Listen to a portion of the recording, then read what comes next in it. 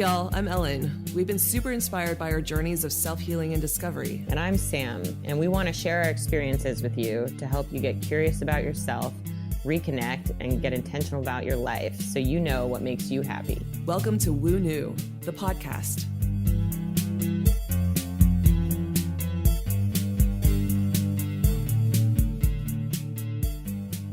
So we're super excited today to be talking to Kanna Toguchi, who is an integrative healer and founder of Awakened Heart Wellness. And she's up in Seattle.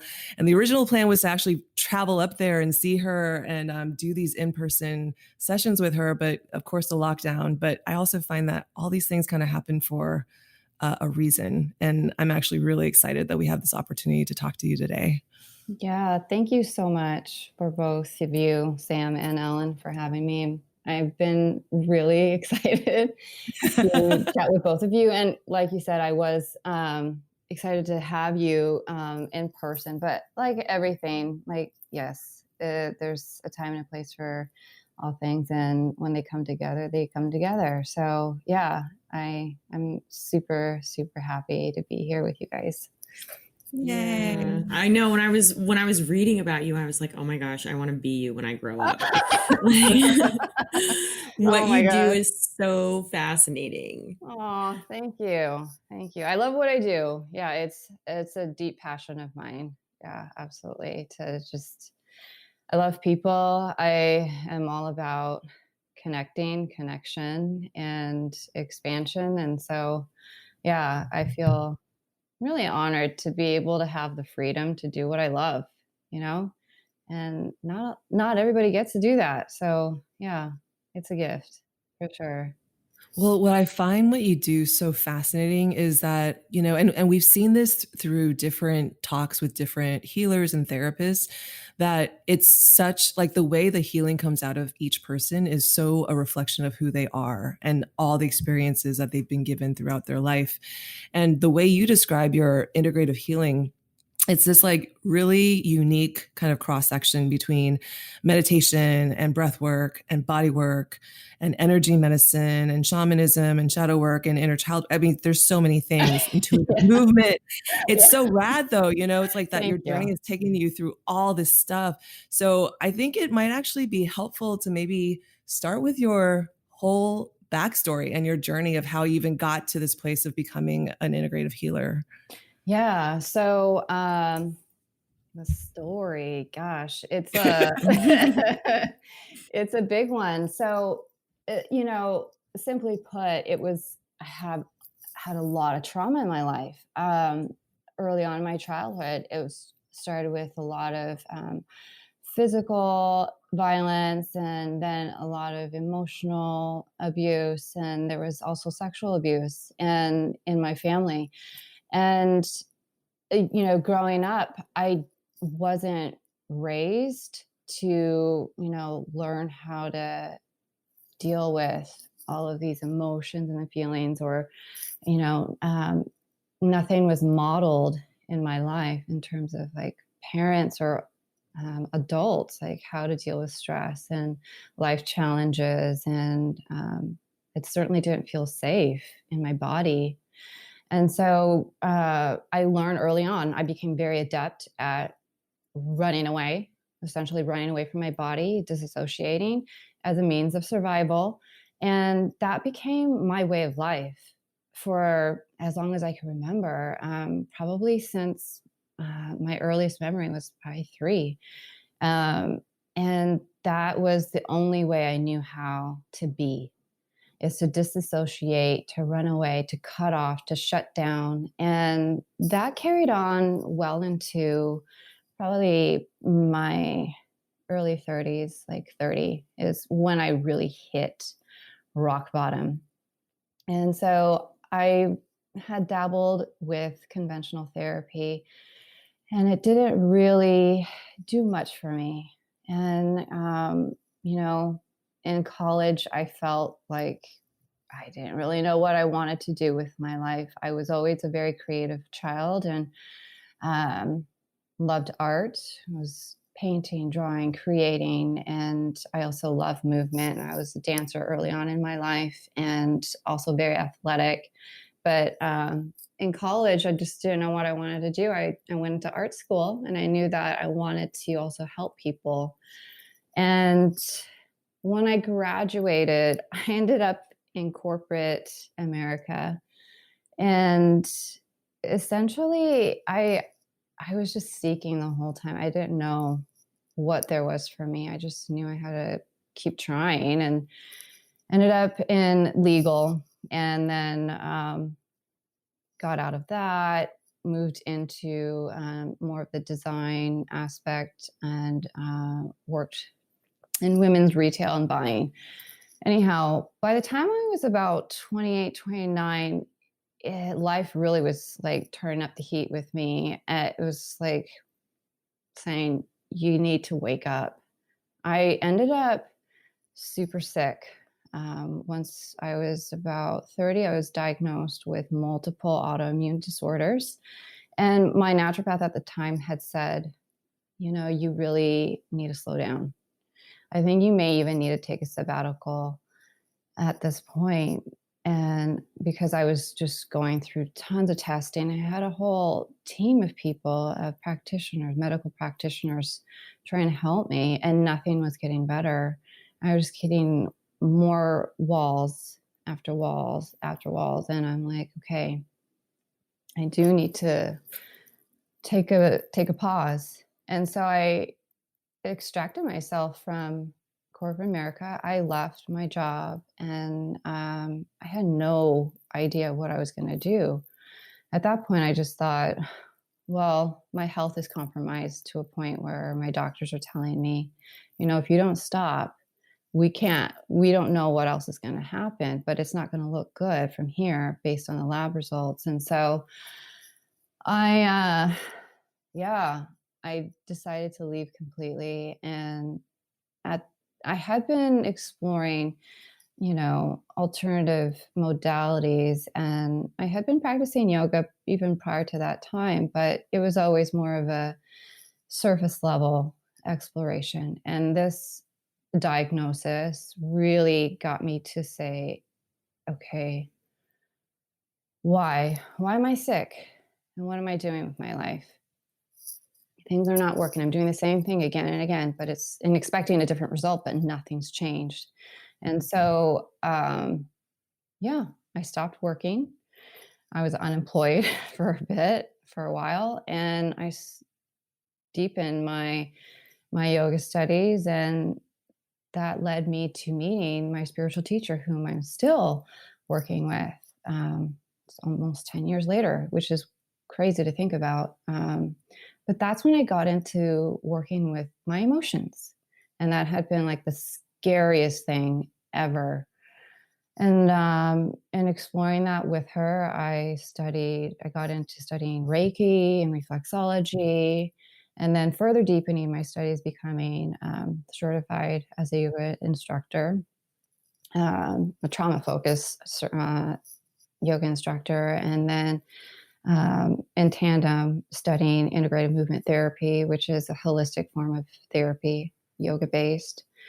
And I just started to seek out all of these healing modalities so I could heal myself, essentially, because I knew that nobody else would be able to do this for me. People could, yes, teach me, but in the end, that I'm the only person who can heal myself. Like I can receive healings, but I've got to get to the root of it all, which lies in my past, lies in my childhood.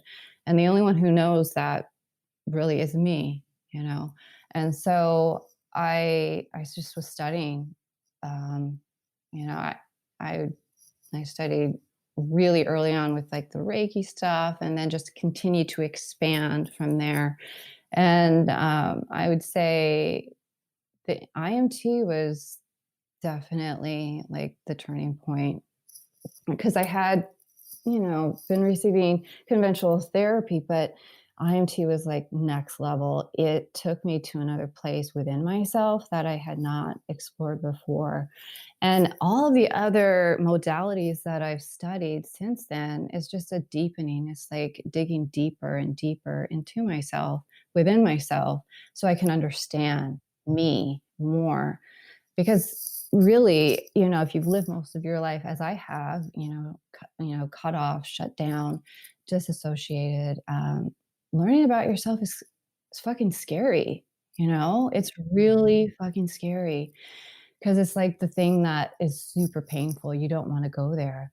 Um, but that's where I found the freedom and the liberation. And as I had continued to um, gain all this knowledge from other teachers, that's when the light hit. It's like, I want to do this to support other people.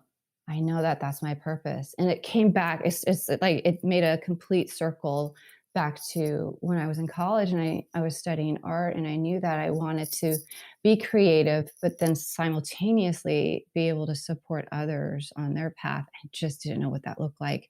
And then, like, fast forward to today where I am doing that. I've incorporated the art, the movement, the breath work, and the yoga, meditation, all the things that have helped me and really allowed me to get real with myself, um, and support me, through the ups and downs. That's basically how I've come to be. And this practice has really evolved over the years. Like I said, it started out just with Reiki, and then I added on reflexology, and then the yoga, and then Thai bodywork also.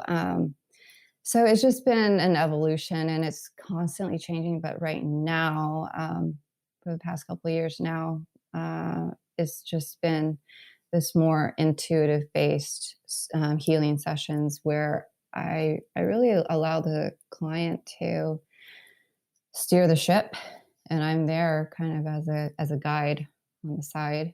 And because I really believe, and this is just based on my personal experience, that the client knows what they need. I had always known what I needed. It's just I needed to peel back more of the layers to get through all of that to see it. And in order to see it, I had to move into a lot of the darkness, a lot of the shadows, to get the clarity, to gain the understanding of, okay, what do I need? What is it that I desire in my heart to heal? And yeah, it's been a crazy journey, definitely non-linear at that, and it's always changing. As I was saying, I had to get through all the dark stuff and what people refer to as shit, but now I see it as the gold. It is the treasure trove. I call it treasure troving now, and when I work through my stuff too, because that's still a continual process. Um, and for me, it's working on me, tending to my stuff, as a daily practice, and showing up with integrity, and being real with myself so then I can be real with my clients. Um, yeah, I can't have one without the other. And so, yeah, I studied shamanism too. And so I bring in all the things that I love, that I'm passionate about. And I also trust in my guidance system, aka intuition, um, because I believe that more than anything, more than the mind, can be the vehicle for transformation. And so I've known that every time I trust my gut instinct or my heart, whatever you want to call it, it's never steered me wrong. And whenever I doubt myself, that's when it doesn't work out. And so, yeah, every session is very, very different. From day to day, it's from week to week, it's constantly evolving. And I also trust that my clients know what they need. And so it's a very symbiotic exchange. And yeah, yeah. So Do they come to you with like a specific um Like I know I need to do some, like integrative movement, or, or I need to like, do they come with a specific expectation? And then through almost like the intake or through just talking to them, you start kind of getting more of a sense for the kind of healing work or the healing approach that you would need to take with them. Yeah. So most of my clients come to me with, a pretty clear objective. Most of them know that they want to befriend their body. Because, like me, they've cut off. And I find that all of my clients are mirrors to myself. They've had very similar, traumas or childhoods and experiences. Not exactly the same, but similar in that they've been cut off. And so, befriending the body and understanding themselves and understanding their feelings, their emotions, like, and what is not theirs, because we take on so much of other people's stuff and we don't even realize it. And then through our work together, we start to co-create, and it definitely transforms and takes shape as we do the work together over time. And yeah, I definitely would say it's body based most of the time. And yeah, so people want to love themselves. Yeah. Yeah, that's the bottom line. They want to know how to love themselves because they hate themselves, or they constantly have disparaging narratives just running nonstop. Um, and how to understand themselves and their bodies. And oftentimes people see it as like the separation, like the body and the mind, but I'm like, no, They're they so are the same related. thing. Yeah. Yeah. I still love all of it. So yeah. Yeah. I I think this is really empowering and hits home for me a lot because when we left our jobs in advertising, I was going through this crazy thing where it felt like my body was alien to me and my legs were going numb and I just like I didn't know what was going on and all these crazy things were popping up and it's a process that I can completely relate with. And I love that you're sort of giving people the tools to come back and stand in their own power, which I know you had mentioned earlier. I wish I had found integrative movement therapy earlier in my journey, but I'm so fascinated to learn more about it now. Like, how do you use this in your sessions, and what was it about specifically IMT that was the turning point for you? Yeah. Integrative movement therapy. So IMT was a turning point because it put the practitioner and the client on the same playing field, like the same plane.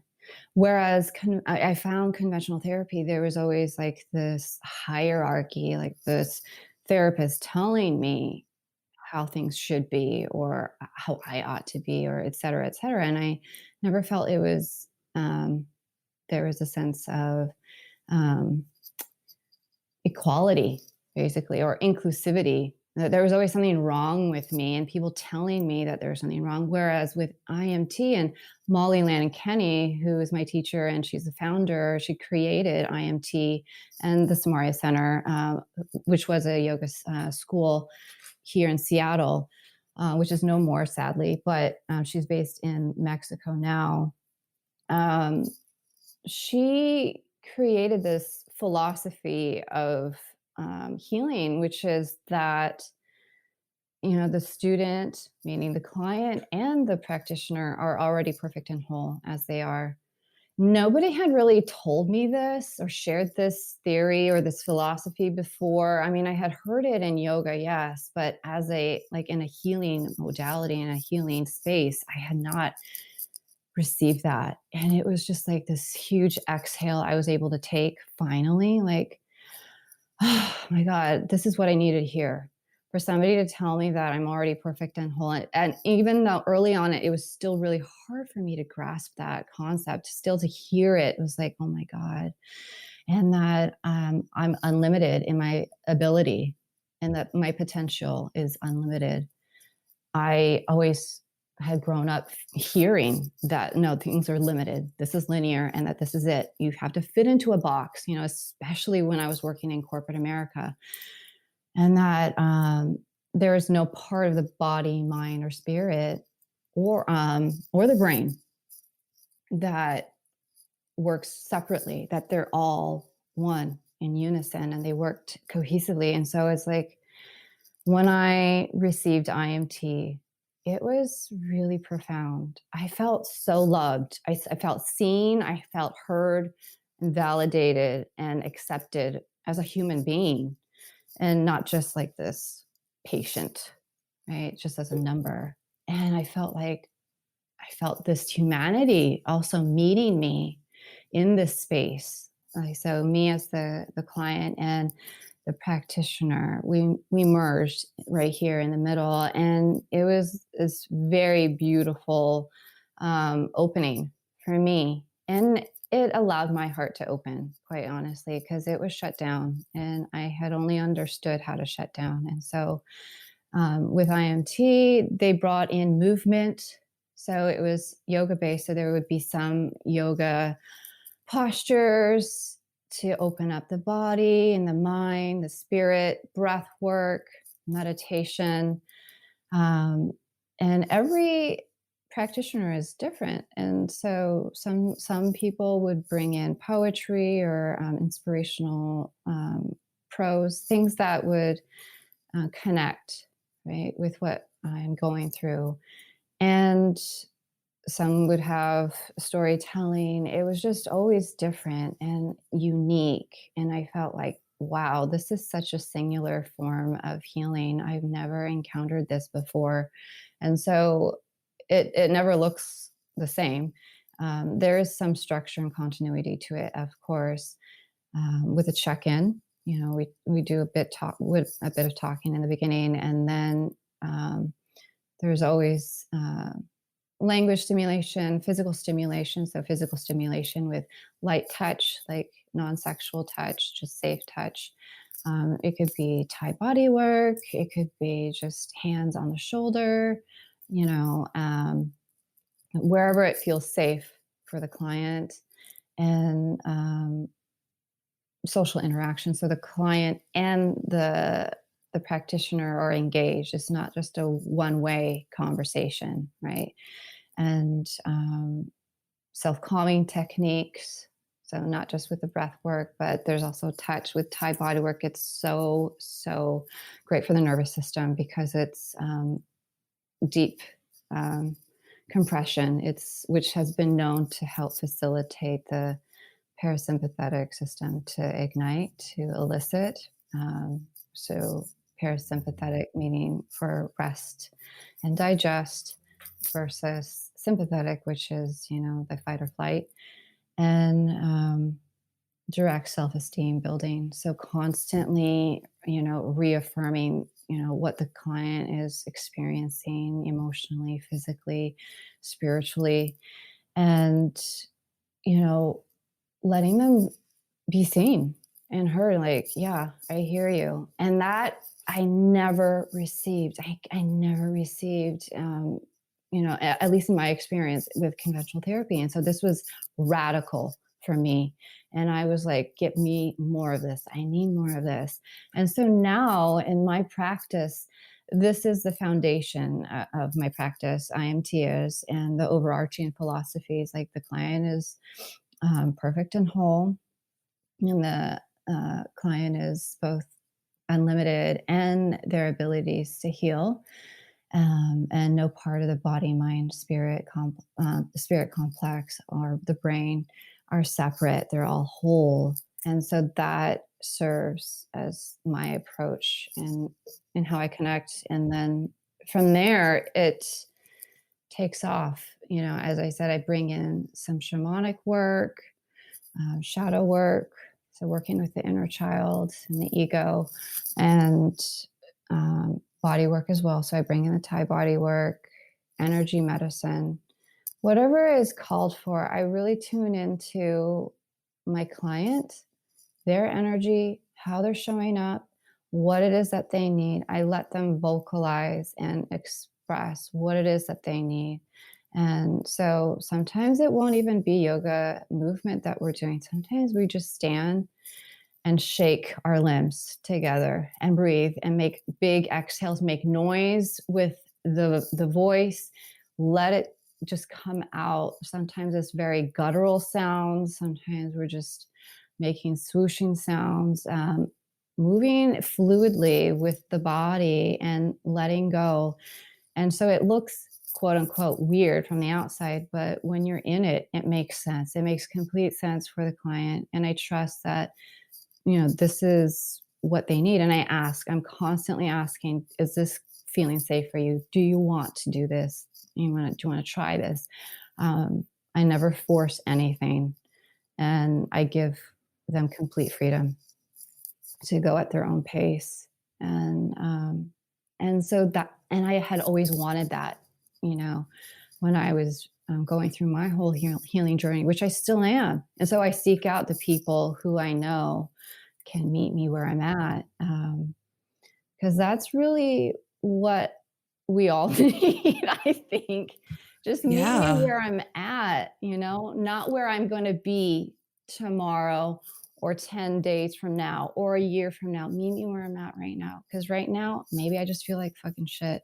I just feel like shit. And I need somebody to see me here right now. Yeah. And to say that it's okay. It's totally okay. And it's the way that healing is, actually.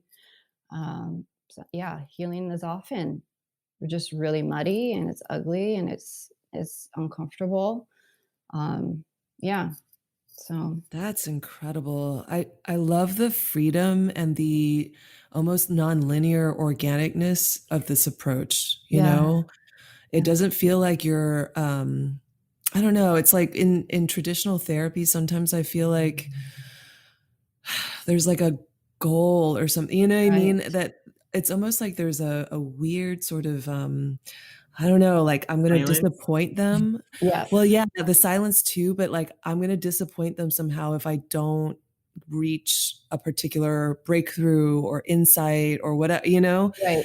And there's a part of me that wants to give that to the therapist. It's a really weird thing, but and Yeah. like you're doing a good job. It's almost like my way of validating their work, Uh-huh. and it feels really strange, but that's sometimes what I find as a little bit of for me, and maybe this is a personal thing, but like something that didn't work for me with traditional therapy. But what I love about this is that it is so integrative. Like it's inherently integrative, like, and you are really truly like responding to whatever it is that that person is needing at that time. I'm curious also, because so much of this is movement based.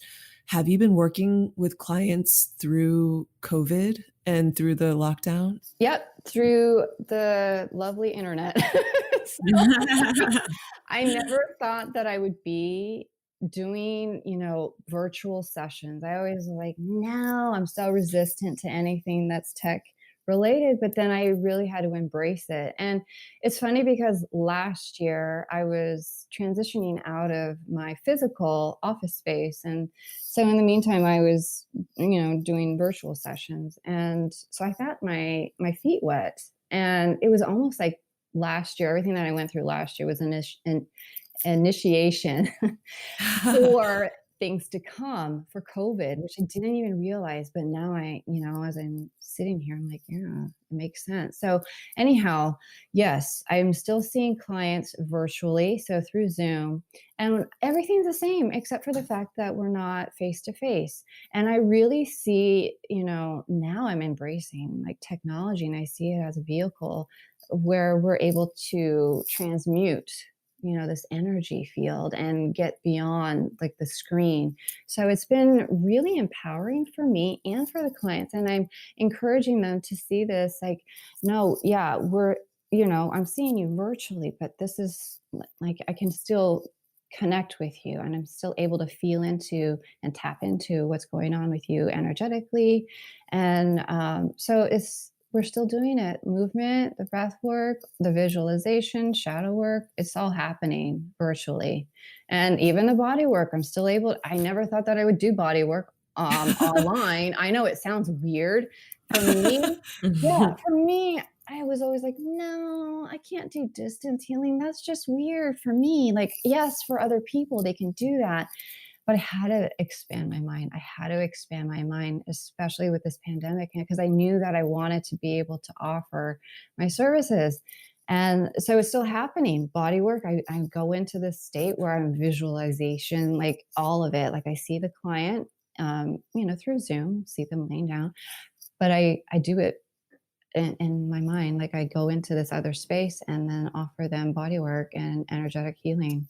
That's awesome. Sam's been doing a ton of that. I was just going to say, it's so funny because I was having this exact same conversation the other day. I was like, it's weird. I had this like little I had to move to the desert at the beginning of the year from LA, and even though mentally I knew what was coming, I was in no way prepared for the experience of actually getting here. And so everything for me shifted. I had not done any distance work either. And then all of a sudden it was like everything I was doing was distance work. And it was in a weird way preparing me for this period now that we're in here. Because what else can we do? But I'm so thankful that happened, because, I look at my practice now, and the distance work has really, really opened things up and sort of deepened my relationship with a lot of these sessions and the energy itself. Absolutely. That's exactly what's happened to me. And I, as I said, I was always resistant, and I always thought, no way, not me. I'm old fashioned, I'm old school. But to be able to get out of this limited mindset and to do virtual distance healing has been, as you said, Sam, it's empowering. It's next level. It really is. And it's like, I don't want to be limited. So that's like the 3D, right? Living in the 3D is being limited, seeing this as only like in the box. But 5D is expansive, living outside of that box, being in the heart space, which is, goes beyond the screen that we're limited by. It's beyond that. And so energy is everywhere, and you can still feel into it. And yeah, it doesn't require face to face at all. So I love it, to be quite honest.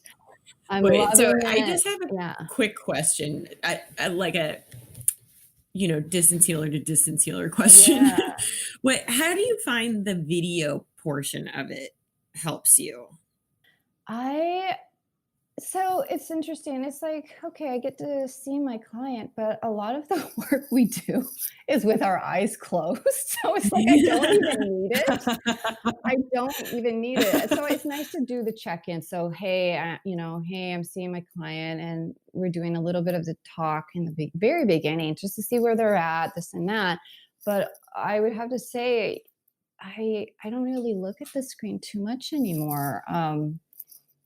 Yeah, because as I said, a lot of the work I'm doing with my eyes closed anyway, which is how I operate when we're in session face to face. So it's like same, but different in a way. That's what one of my teachers says. But yeah, I don't know if that answers your question. No, it totally does. Yeah. I would imagine when you're doing the movement piece, though, it must be really helpful. The movement, yeah. That's when I will, have to obviously open my eyes and vice versa. But after that, it's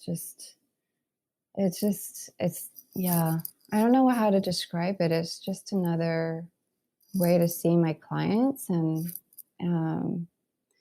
yeah, it doesn't feel limiting. Yeah. I feel like in some ways it honestly almost makes probably all of us a lot more sensitive, because you're having to tap into other aspects of yourself to really connect.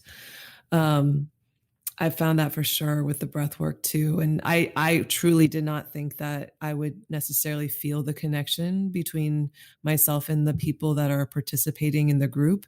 But there is such a palatable connection that, I feel it beforehand, during, and afterwards even. And it is really actually very empowering to feel that, and to know that you really don't need physical touch or connection. I mean, it's very, very valuable to have, but that physicality or that physical closeness is not necessary to connect, which is Yeah, so rad. it's that 3D life. Yeah. All these holograms. Yeah. Have you been noticing any trends in your clients since the whole COVID lockdown and crisis started? Absolutely. So the big one would be grief. And I think that's a common theme for many of my clients and even myself. Like I'm noticing grief in myself showing up, and it's old grief. Like it's stuff from my childhood. And I'm noticing that with my clients too. They're bringing up the childhood and like the abandonment, the uncertainty, places in their life where they felt unsafe because they just didn't know what lies ahead. And so grief has been a huge piece. Obviously, fear and anxiety, and the loss of connection. So, and loss of connection, meaning like the physical connection. And so, yeah, and working with that, again, it's a lot of deep inner child work is what I've been seeing a lot with my clients, and how to feel safe and cultivating that from within. And I've been doing that through the shadow work process and certain visualization that we get into, and body work. Yeah. So, Are there any insights or messages that you have personally been sort of kind of coming to as you're doing this work with your clients? yeah. This is definitely the time to slow down, not take on more. Don't make any big decisions. Um, try to, or even this isn't the time to make, make big decisions or try to find the answer right now. This is a time to allow yourself to literally just be in it and slow down and tune in, like tune inward and be with it. And that's okay. It's okay to slow down. It's okay to do a lot less, more than, you've ever done, like in your life, to just take more off the plate, because this is a global trauma that we're experiencing. It's a lot of energy that's going out. And for those of us who are really sensitive, right, and empathic, we're feeling all of that. So it's okay to dial it back, like way back. And people may feel like, no, I need to take on more. I need to do more because if I'm not keeping busy. But actually, that's another distraction, and that's avoidance. And that's another way you're, cutting off from your feelings and your emotions. This is a time to let yourself feel all the stuff. Man, I really, truly I've been feeling the being not doing piece so hard lately. And the way I've been experiencing it has been very much in layers, because I do think that, just like you were just saying, there's like a sense of okay, I'm stuck at home. I can't do anything. I can't go anywhere I really want to go to. I can't go out to eat. Really, I can't, all the normal things in life or whatever have been sort of cut off.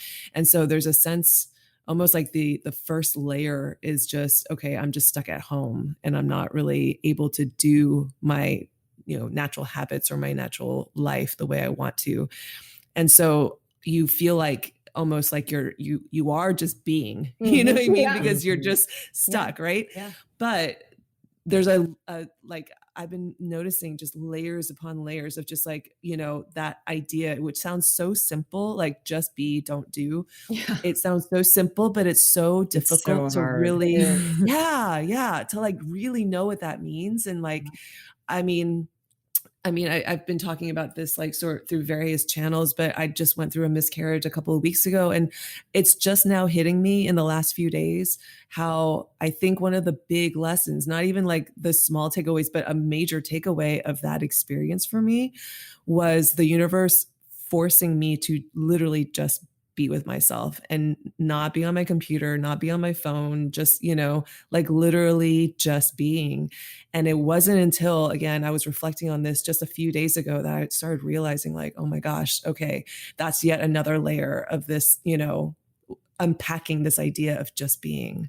It's crazy. Yeah, it is all the layers, and we never realize how much of it there is. And it's true what they say. It's like peeling the onion. Um, and there's a lot of shadow stuff coming up, and it's okay. And being gentle with yourself. And so, what I often go back to with my clients and also with myself, because I'm in this stuff too, with like anybody else, like I'm no different, um, is to tend to myself the way that I would a young child, a little child. Love myself Mm. the way you would a 3-year-old, a 5-year-old, a 6-year-old, whatever. Like going back to that time and asking yourself, okay, what did I need as a little child? Okay, I'm going to do that for me now. I'm going to do that. I'm going to give that to myself. And so it might be, you know, just making yourself mac and cheese. I don't know, with hot dogs or I whatever. love macaroni and Yeah. cheese. And cookies. And it sounds so like indulgent. Some people will be like, that's not healthy, but love yourself the way you would a little kid. Yeah, seriously. And play. Get messy. Get messy if you can. Get Play-Doh, whatever, color, get dirty. And if you're able, go outside and be in nature, play in the dirt if you can, right? And to embrace that child self, because that child self is really, really scared right now and not showing up for many people, including myself. And to be able to integrate that in a holistic way is to just be like, hey, I'm going to take care of this little one inside of me, this little 3-year-old that's still saying, I need you. I don't want to be abandoned. I need to feel safe. And yeah, turn off the TV, turn off the electronics as much as you can. Dedicate some time in your day where you're like, no, I'm going to phase out. That's what me and one of my girlfriends say to each other. I'm going to phase out now. I'm phasing off of this phone, and I'm not going to be on the laptop. I'm not going to be on the phone. I'm going to draw. I'm going to read. I'm going to journal, whatever, and breathe, you know, do Mhm. something that is back to your roots. I love that. Yeah. What did you do as a kid? You weren't on a TV. I certainly wasn't watching TV all the time, or I didn't have a lot of electronic devices back then. So I certainly didn't have an iPhone. I was doing like the basic stuff. Yeah, get back to your roots, and that the creativity, the expression, being able to tap into that, connect with that has been for me so healing. And it's like part of the practice is this is a spiritual awakening for everybody globally. And that's what we need, it seems. Yeah, You know? So, 100%. yeah. I love the advice that you're giving about getting back to your roots and just playing, like becoming a child again and allowing that side of yourself to be nurtured. And Yeah. man, I haven't actually been really feeling that hard lately too. Just Mhm. it's been coming up naturally, but I don't normally, go to inner child work, but Mhm. it's almost like it's just presenting itself, And so the things that you recommended, like getting messy and being, in the dirt and getting dirty and like really, really almost being in your senses again and exploring. Dance party, you Yeah. Oh know? my Oh my God, I God. totally was singing and dancing in the shower the other day, and I Yeah. haven't done that since high school. I was like, I "Lord, love why did I it. stop?" Yeah, because Right. it's freedom of expression and like just being expansive and unlimited and fluid and all the things that we we had as children. And then we forget very easily as adults, like, no, we have to operate a certain way. But no, actually, being a kid is like, it's fucking awesome. Like, Yeah. it's pure freedom. That's when you're so connected to the divine also. Like little kids, they're so dialed in, right? And Mm. I was a nanny for like years to get myself through like this next layer of schooling that I went through, like the holistic healing, right? But they're so dialed in and they have no inhibitions. Like the 3-year-olds, the 2-year-olds are like, whatever, I'm going to do this. I don't care what I look like, I sound like, I'm going to do this. And that's so liberating. And that's part of the divine, like wanting you to also see that in yourself, that you are free. And as when you're Mm. connected to that cord, it's like, man, you can do anything. And even in amidst this pandemic, you can do anything. Like you can liberate yourself from those trenches and be like, yeah, I'm going to keep loving myself and expressing myself because damn it, I am a sovereign being. I get to do that. Yeah, just like every child ought to. So, anyhow, that's my. That's such good advice. Oh, thank you. Yeah, I use that for myself. I have to keep checking in because it's easy to go the other direction. Yeah. Have you found any particular rituals or self-care routines specifically have been helping with that more? Yeah, journaling, because like a lot of people, I overthink. I get stuck upstairs in my mind and it just races and it's like going on. And so when I'm able to get those thoughts onto paper, and I'm so tactile, so I've got to write with a pen and paper or a pencil, and being able to witness and see the thoughts come out, and that has been really calming for me. When I notice that anxiety is ramping up or the fear, then I start to just journal free form. It doesn't matter. It's completely just all over the place. And that daily ritual, I do it first thing in the morning and then sitting, and I will sit and meditate. Some people call it praying. You could call it whatever you want, but just sitting and saying, you know what, I need guidance. I need support right now. I'm not feeling great right now. I feel overwhelmed just with everything that's going on in this world. I need support. I need guidance. Just putting it out there for the universe or whoever to hear it. And that's been a regular thing. I will also do my own divination and with oracle cards and another way, so I connect with my guides and I'll say, I need support, guys. I don't know. I don't have all the answers, but I would also like some help here. And yeah, creative movement. I'll just put on some music that feels uplifting and I'll move my body. It's not even yoga based. Sometimes it is.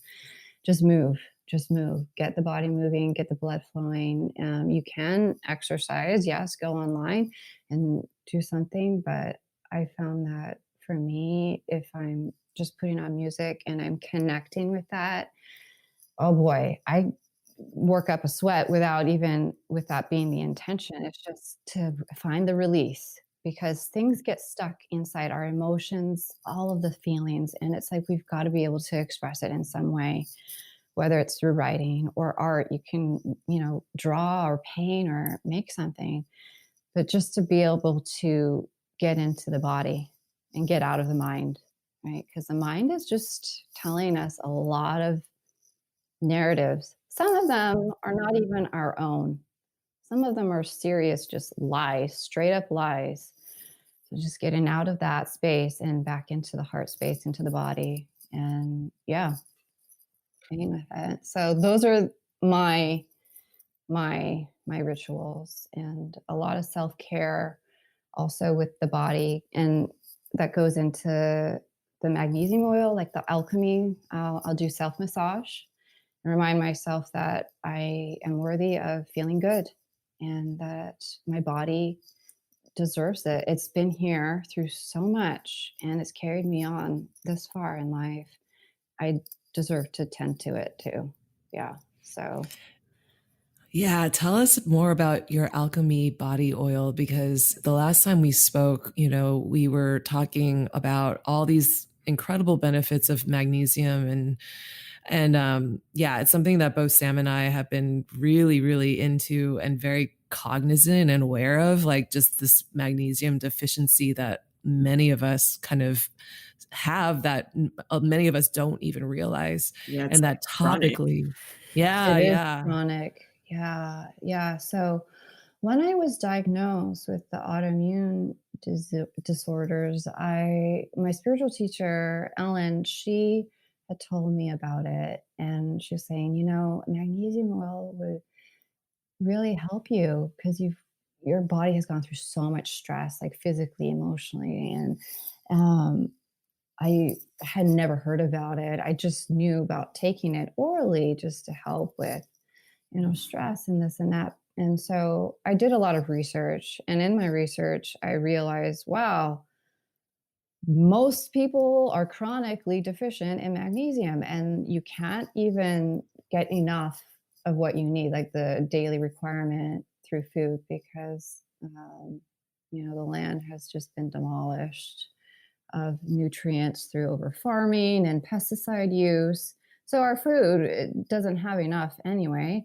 And even if you took like the powder form, there's always side effects, with, bloating if you have sensitivity in your digestion.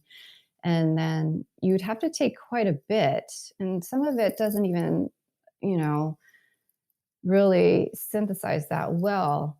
And so what I discovered is, magnesium chloride, which is also found in the sea. And so it's super abundant in the ocean, but you can't go into the ocean all the time if you're not living near a body of water and et cetera. But the topical form is beneficial because it goes into the bloodstream, because the skin is the largest organ. It just bypasses the digestive tract. Goes immediately within 20 minutes. It goes into your bloodstream and it starts working. So you don't have to wait hours and hours, unlike capsules and tablets, right? And it doesn't have any of the side effects that I've experienced with the other forms, which would often be like, too much bloating or loose stools, this and that, and cramping also. And with this, I never felt any of that. It was radical. And within, I want to say, 1 to 2 days, the symptoms that I had been experiencing from chronic illness had really diminished. And some of them actually just, they were gone. I didn't have to deal with it. But the stress and the anxiety, totally, it just like calmed my whole nervous system. And it was surprising. I thought, how is this possible? It's just this magnesium oil that I put on my body. How's that possible? And sure enough, I mean, it was the only thing that I had added into my regimen, and it was really profound and yet gentle. And my inspiration with alchemy, the name of my magnesium body oil, is that I had been gifting it to some of my friends because they were like, "Yeah, I want to try this out," and they called it magic in a bottle, and I'm like, "Okay, well." It is magic, because how could something so simple? I mean, it looks really unassuming. It looks like water in a bottle. It literally looks like water in a bottle, but how can it be this transformative and so effective? But I took it the next level, and I don't know if either of you are familiar with Masaru Emoto, the Japanese scientist who wrote the book Hidden Messages in Water, about his study about if you use certain words or phrases or even intention, positive or negative, can affect the molecules, the water molecules and their shape. And yeah, it's pretty trippy. And you can read the book. It's really pretty easy read. But he did high-speed photography on the water. So he would set aside like one bowl of water, and he would give this bowl of water, all these loving phrases. Tell it, I love you, you're beautiful, you're amazing, you're magnificent. And then take pictures. And then with the other bowl of water, he would say, I hate you, you're ugly, you're nothing, and all these disparaging things, and took pictures. And then what came out of it was really amazing. Like the water, where it received all this love and the loving phrases, came out with these beautiful, magnificent structures. It was just remarkable. And then the ones that received only like the hateful messages came out really like almost disjointed and broken, literally broke. It looked broken. And so I felt so inspired by him and all that I knew about energy and how you can transmute energy. And I brought that into alchemy. And so with alchemy, like I said, I took it the next level. And the way that I create it is I set a loving intention. I actually chant not only to the bottles, but to the magnesium oil, to the actual oil that's in the bowls. And I send it loving energy medicine to offer it more love and abundance. And I actually tell it, I talk to it and I say, I love you. I'm so grateful for you. I am so grateful that you exist and that I can share you and that we can share this love. And I appreciate you. I value you. I say all these things. So it goes on for a while, creating the magnesium oil. And then I charge the finished product on my altar. And I set loving intentions to it every day while it's charging on my altar. And I surround it with really positive crystals, like positive, high vibrating crystals, and send it a lot of energy as well throughout. So, yeah. And my clients, including my friends, have said, who have used other forms of magnesium oil, have said, oh my gosh, this is different. This is something feels different. I can't really put my finger on it, but it just feels different. And I can feel some like somebody's hugging me, somebody's loving me. I And love that. and my naturopath, I So gave it to rad. her. Also, I gifted a bottle to her, and she's like, "This is different." She said the same thing. She said, "I've used other kinds, and it always hurts, but this one, it doesn't. It usually stings. Magnesium tends to sting a Mm. bit, but she said it doesn't sting." And she's like, "Wow, this is incredible." And my clients who have children, my friends who have kids, the kids love it. They call it the sleepy spray. Some of them call it the sleepy spray. They request it at night because it helps them with sleep and relaxation. And other clients of mine who are very athletic, they're like, wow, muscle recovery is super expedited. People who have digestion issues, they can turn around, because I have digestive issues as well, chronic insomnia. The stress and anxiety also are the number one thing that has changed also with my clients who have been using it. They're like, wow, I can feel a noticeable softening in my body, like more of an expansive state versus a contraction, because when we're stressed, we're always contracted. Um, so it's great. Wow. It's powerful. I use it every day since I was introduced to it for about 10 years now.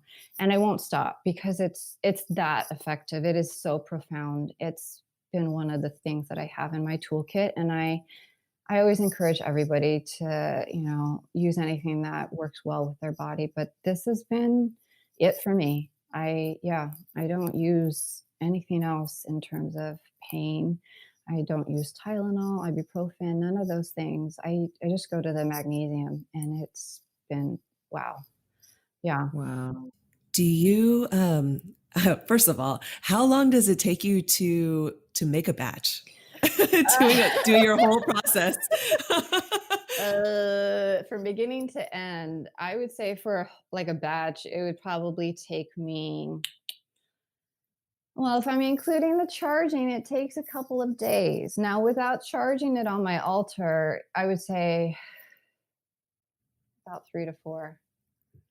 Okay. Yeah. Wow. Yeah, I put in a lot of time with it because 'cause they're my babies. I treat them like my Mhm. babies. I'm like, I want you guys to go out into this world and do a lot of good. And yeah, 'cause modern life as it is, stress depletes us of magnesium, caffeine, sugar, alcohol, all those things deplete the body of magnesium, and we need the magnesium for our energy, for our muscles and our bones to work. And it governs over 300 functions of our body, Mhm. and so it is something that we need a key role in immune system function. So especially right now, lack of stress, oh sorry, lack of sleep, all of those things contribute to magnesium being depleted in our body.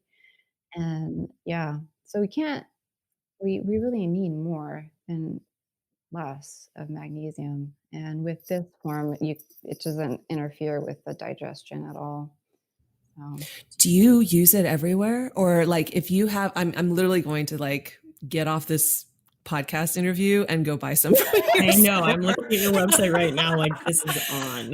Um, but I want to buy it for my husband because he has digestive issues very Mhm. much caused by stress a lot. And I'm, we soak in magnesium flakes and sea salts and stuff, but I believe so much in what you create that like, yeah, for sure. I'm going to go and get Yeah, myself a couple of bottles.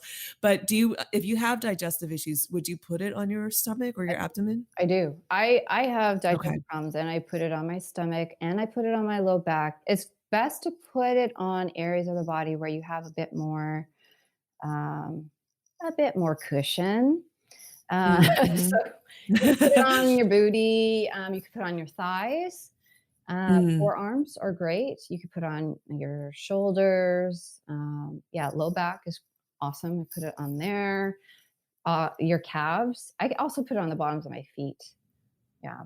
Yeah, Oh. but I definitely wouldn't apply it on the face because it's just the skin there is much more sensitive.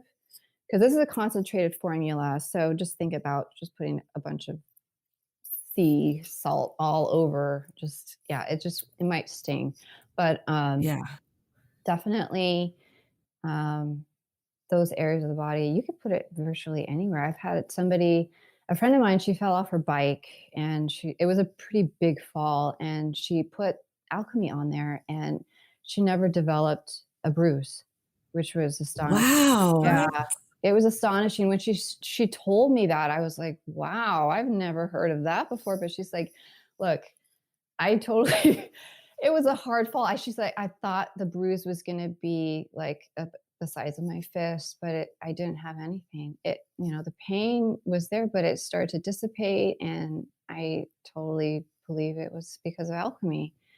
Um, I believe it.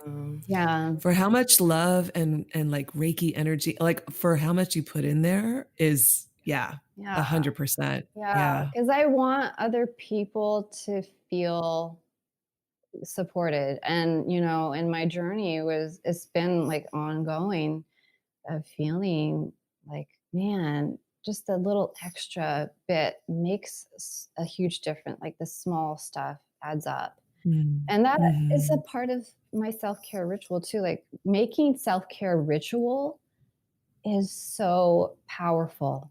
And like when you set Mm. the intention, like I'm going to love myself today, I'm going to do the very best that I can and taking care of me today and making that an intentional ritual every day as much as you can, right? Because every day is different. Some days are worse than others. But if you're able to set that intention, it's powerful what you're able to do, you know? Yeah, that I'm like so excited to try this oil. I can't even believe it. But Yay. everything that you're saying feels so true because that was even a huge part for me in building a new relationship with my body was And it still is, waking up every morning and just reminding myself that, like, I have to take care of my body. I have to continue to build that relationship and go deeper, because every little thing that I feel, unlike the way I used to just sort of blow it off and, brush it under the rug and then ended up like with numb legs. Mhm.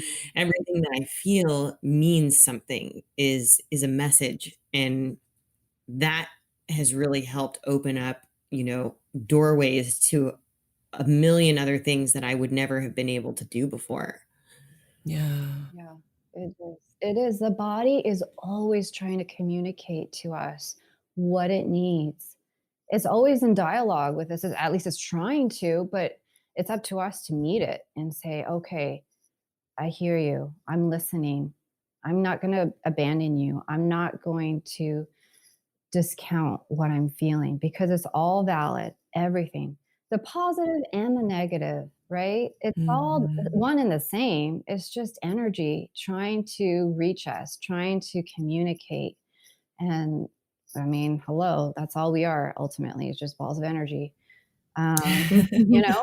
And so how do I want to show up?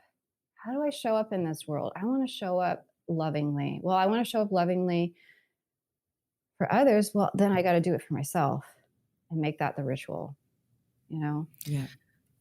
I've been going through, and this has just been happening in the last week or so, but just going through sort of this reconnection process with my body, and going beyond just treating it well to actually like really talking to it and loving it and sending it gratitude and love. And it's funny because I've actually started treating my body almost like a pet. Yeah. It's like Yeah. this little creature that it comes with me everywhere, and it just follows me around, and I'm in it. It carries me, but I love but it's that. almost like, yeah, it's like almost treating it like you would your dog or your cat or your turtle or whatever, Yeah. but you love it so much more, and it literally has been kind of a game changer to just treat my body like this little pet. And it's actually made me feel closer to it. It's made me feel more bonded to it. Like it's very much, my BFF or my partner or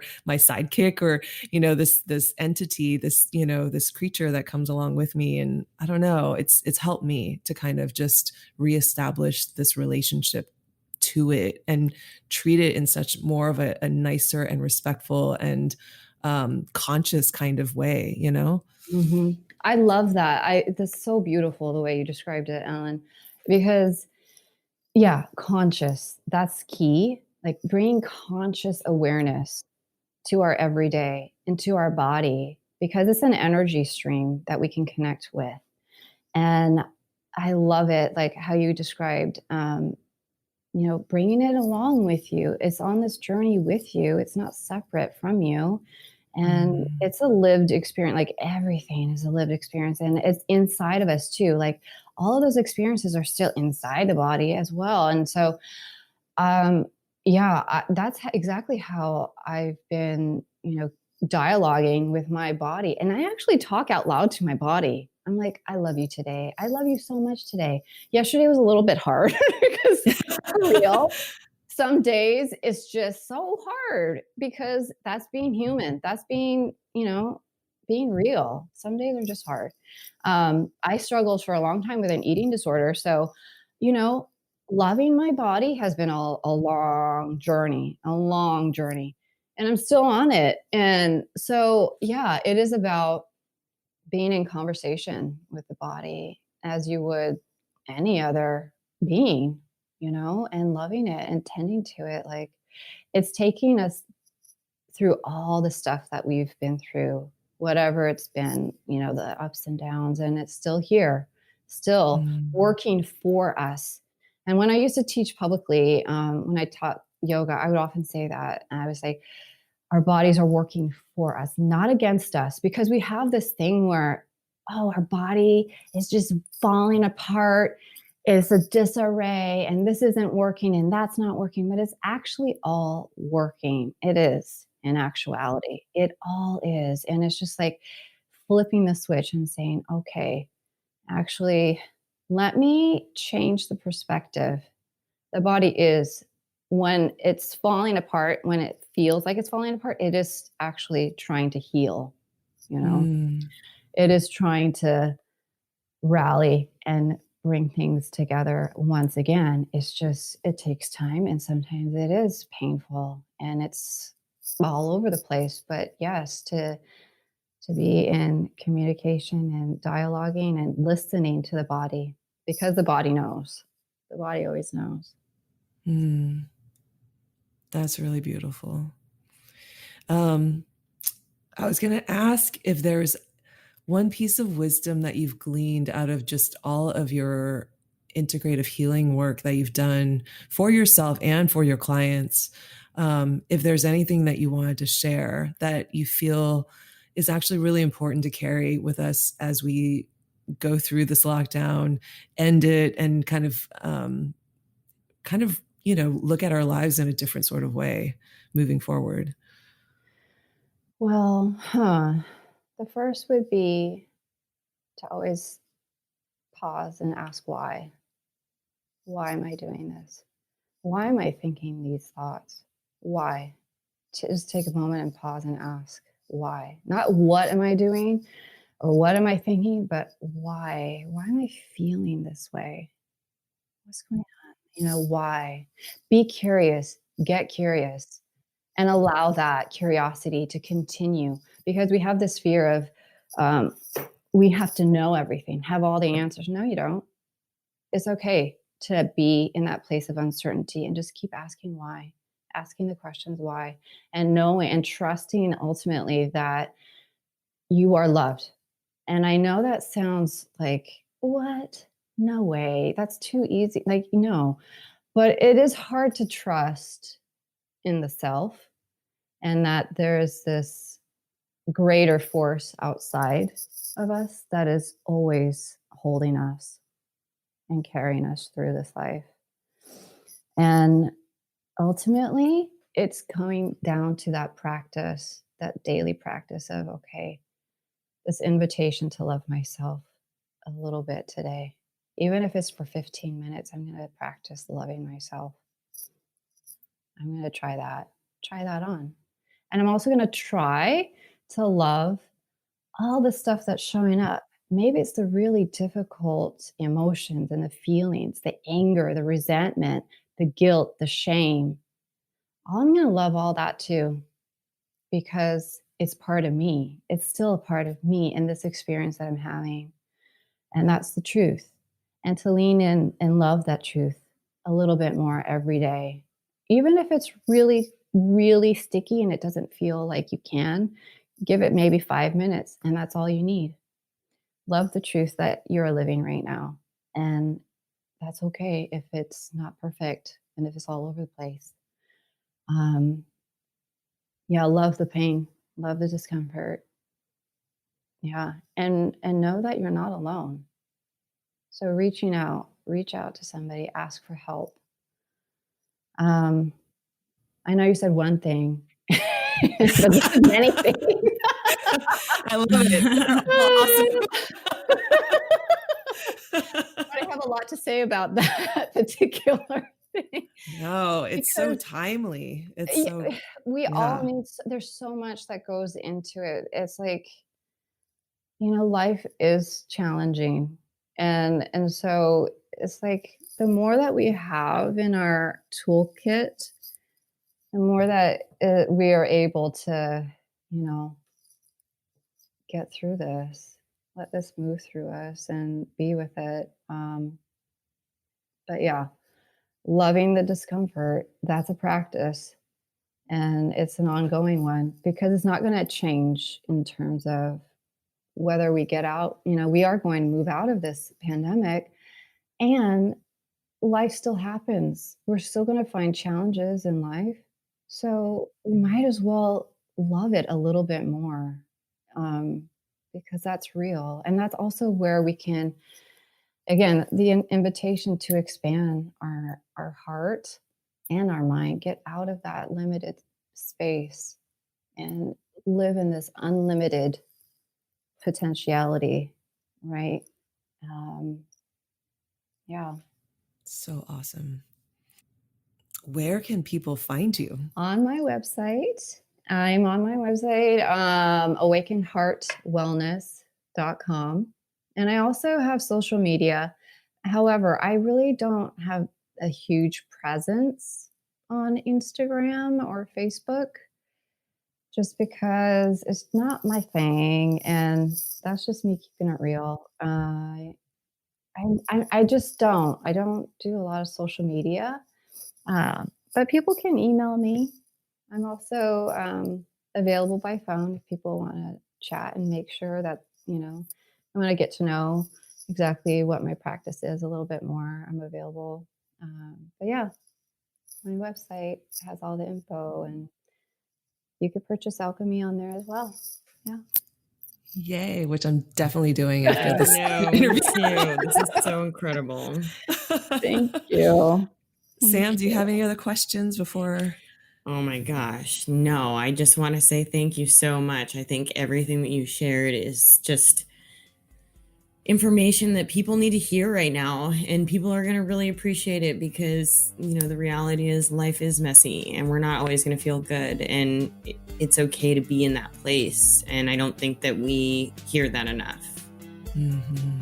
Yeah. 100%. Yeah. Well, thank you both. It's an honor to be on this podcast with you both, and just to be able to share the space. It's wonderful, and I hopefully this can support other people wherever they're at. And I'm all about supporting one another on this journey. Yeah, because you can't do it alone. That's for sure. So yes. Yeah. So thank you so much for this opportunity. I really appreciate it so much. No, thank you. I feel like we've learned so much. Yeah, it's been such an honor. Likewise. So,